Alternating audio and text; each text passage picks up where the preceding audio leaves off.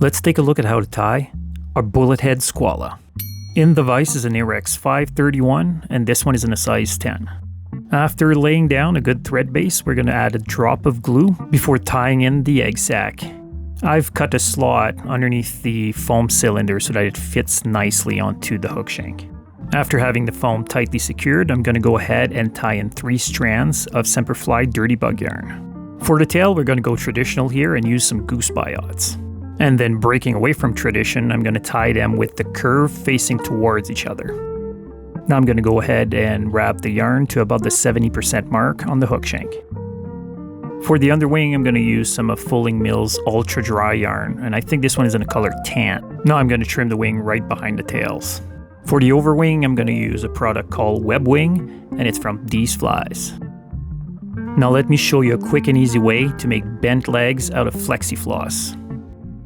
You simply bend the flexi-floss, bring the lighter up to it, and there you go. It'll keep that bend permanently.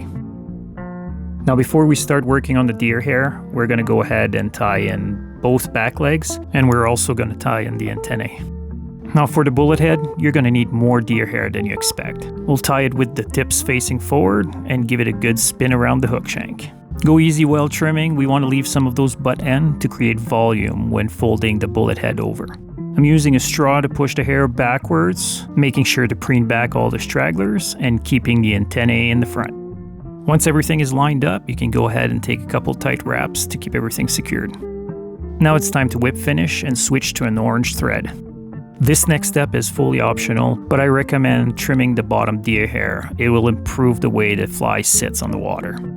For the last 2 legs, I've shaped the flexi-floss with a little bit more of an angle that faces forward.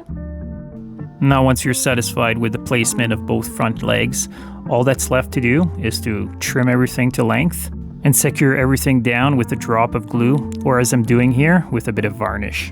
So there you have it folks, a bullet Skwala. I hope it helps, and I'll see you next time.